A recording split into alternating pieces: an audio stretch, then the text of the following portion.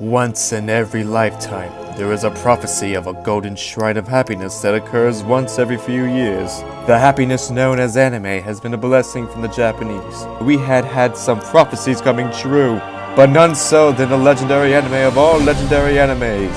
For I have the grand pleasure of reviewing one of the greatest animes of all time.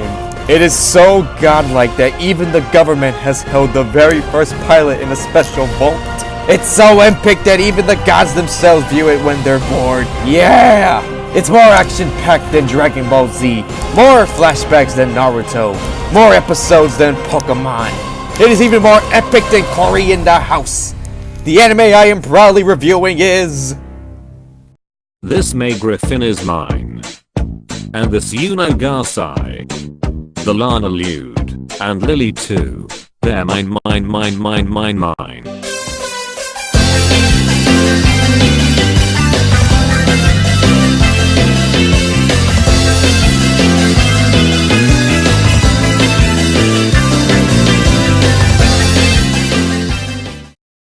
Stewie Guy is a highly popular anime that has taken on the ranks of other top animes in the world. It is a show that really went far and beyond. The premise is quite simple. It is a story of a young boy named Stewie Griffin and his fantastical tales throughout different dimensions. Now I've talked about these things in my Stewie Guy fan theory video, so I'll give a short premise on who he is and his origin story. So sit back and relax, grab some popcorn from a bucket, because it's review time! Stewie Griffin starts off as a young 1-year-old baby genius. He's smart and collective and also quite evil-minded.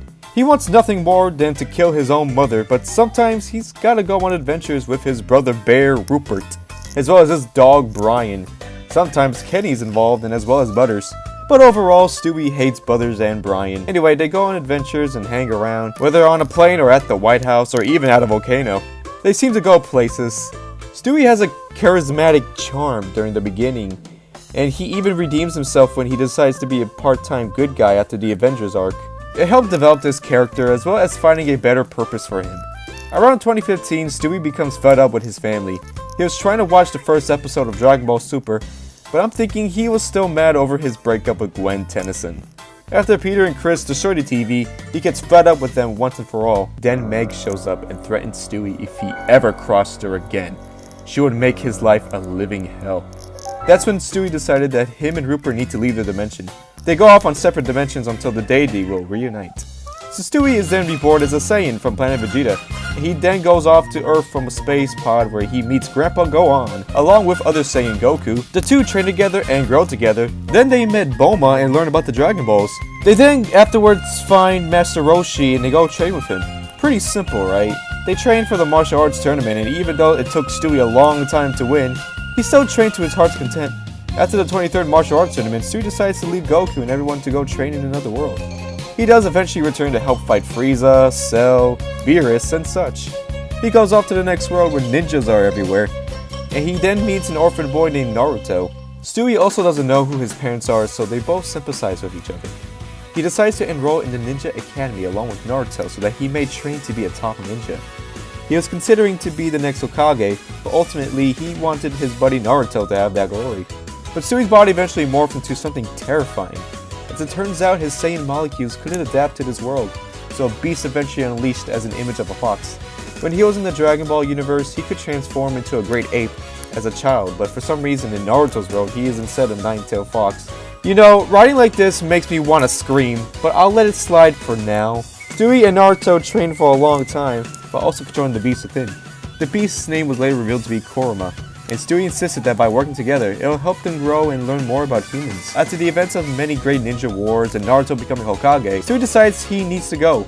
Again, only except this time, he will be reborn into a newborn child, with all great capabilities he's learned over the years in other dimensions. And then he was reborn as Stukarot!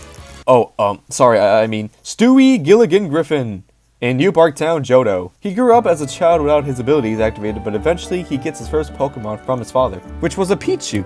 Pichu doesn't like Stewie at first, but after a confrontation with a group of Murkrow, that's when they decide to work together and fight off the Murkrow. Then Stewie and Pichu both see Lugia for the first time, and then a second time when Pichu evolved into Pikachu. It was then that Stewie realized that he had found his true place to be and his true calling. To be a Pokemon master! Totally original story, am I right? Don't just stand there. Get a move on. Here's a fun story on how this anime was created. The Japanese needed a new filler anime due to the lack of newer animes. Naruto Shippuden was doing well, and Dragon Ball Kai was doing good, in a way.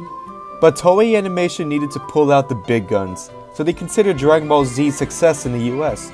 So they looked at other animes that are doing good, and one name they saw was Family Guy. The Japanese saw this and insisted that Toei buy a portion of the Stewie character to make an original anime series starring Stewie Griffin. And Fox allowed them to do so, but they were not done yet.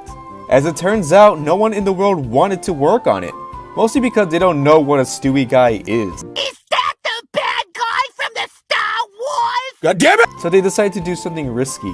They found two little boys playing in summer camp in the year 2009. One of the producers told the two that they would be given a contract deal to help them produce the show, but the boys weren't so interested, so Toei reacted in an angry way. They threatened to kill one of their friends if they were to refuse. The boys didn't seem to believe the company, but they did. And they instead sent two Jewish hitmen, and they threw a beloved Lightning McQueen toy by the name of Brownie down a hitch. After his death, the boys decided to comply, which made Toei then happy, and so the pair has worked on Stewie Guy ever since.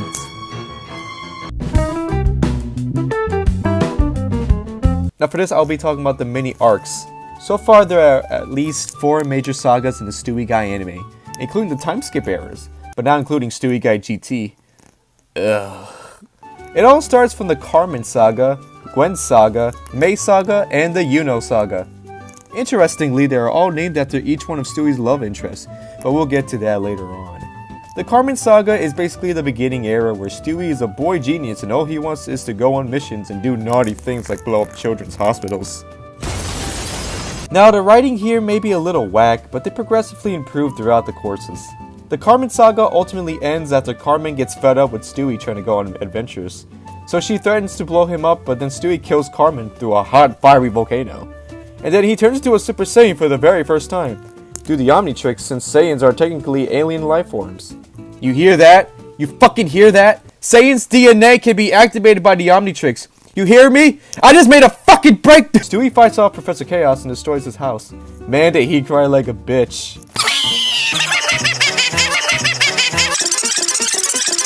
The Gwen Saga was more calm and more about story growth. The writing indeed improved and the animation as well. After receiving the Omnitrix from Ben and Azimuth, Stewie then meets Gwen and they eventually start a romance. In it, they have a child, while Rupert also has a child with Lauren Conrad. The kids are actually spies from the OWCA, who fight a pharmacist along with a platypus. Whatever that means. They even got to be in a video game. Wow! But it only lasted for about 2 to 3 years because Gwen eventually locked Stewie in a box for misbehaving. Even every time I mention it, it gives Stewie the triggles. So he knocks that hull when he dates Skylar Storm for a while. The Dragon Ball and Naruto scenes were actually OVA specials, so they weren't included in the series. The Mei Saga was the beginning of Stewie's Pokemon adventure. After turning 10 and moving to Hoenn, he meets Mei, an aspiring coordinator. They travel along with Rupert and eventually Ash and Serena.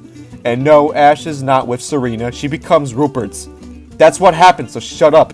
Hashtag furry shipping for life! So Stewie goes on many regional adventures with his pals, and more friends return along with Kenny and Brock.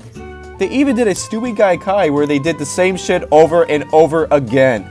So Stewie then gets all badges and is champion of all 6 regions, but then all of a sudden a portal separates the pals together and they live on their own lives. While Stewie also has a son named Louie, with Mei as they got married and pregnant, at 15. Yeah. The Mei Saga concludes with a 2-year time skip when the squad all meet up to go to the Farum region. New villains and old flames return. Stewie goes off to make it to the Farum League, Ash leaves the group to be his own man, and Rupert deals with the world government agent Rob Lucci. And Stewie reunites with an old flame, Yuno Gasai. She starts off evil, but Stewie senses that she is merely scared of herself and the demons she has within, like Stewie and Kurama. He tells her it's okay and she decides to be his friend. After beating Sansom Oak in the league, and he is known as champion of the world. Until Alola. And that brings us to the final saga, the Yuno Saga. This mostly takes place in Alola. Stewie goes off to try the trials and beat the kahunas, all while Mei and Yuno is there by his side. Then he eventually meets Ayano too, as Yuno's sister. He makes it to the league and wins. Stewie is champion and Mei is top coordinator, and they live off together along with their growing sons Louie and Dewey. Eventually, his other son Stanley was erased to death by Israel, and possibly Zeno-sama.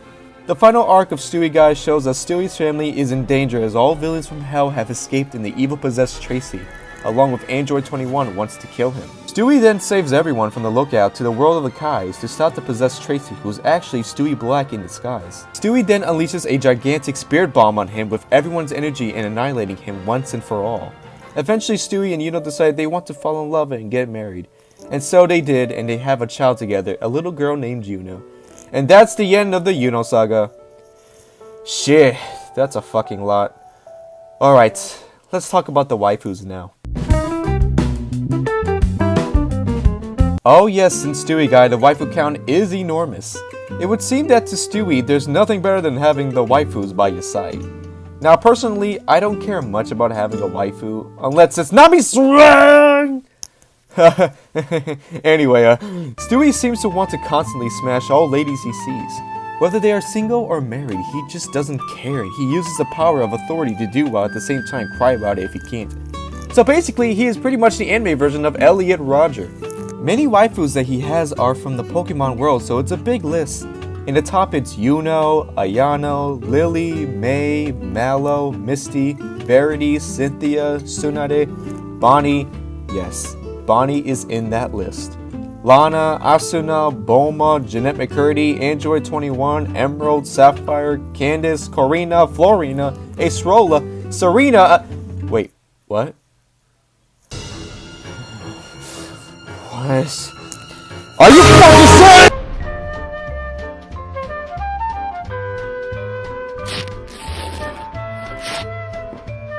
So Stewie Guy is the anime of all of our prayers. It's been around for a long time, and I can vouch and say it's been quite an adventure really. I like some of the arcs, but my most favorite has got to be from the Mei Saga when the time skip came around. That was when every character got a big chance to do something, all while fitting time for important flashbacks. My favorite movies has got to be Stewie Guy The Final Chapter, Stewie Guy Resurrection Stew, Stewie Guy the Movie I Choose You, which was a popular fan favorite, Part 2, and of course, Stewie Guy the Movie Ultra Adventure. It's been a fun ride indeed, but now Stewie Guy has ended. It finished just right before New Year's on December 31st, 2017. It lasted for over 8.5 years, which is incredible for most shows, but is indeed the end, and it seems as though most of the creators believed it ended amazingly, and they wouldn't want to come back. But regardless, I was satisfied with its end, but I think the main creator is considering a YouTube Red series on just Stewie and Yuno, like a reboot almost. I'm not sure if it's true or not, but it sounds interesting nevertheless. I give Stewie Guy a solid score of 420 Blaziken out of 100.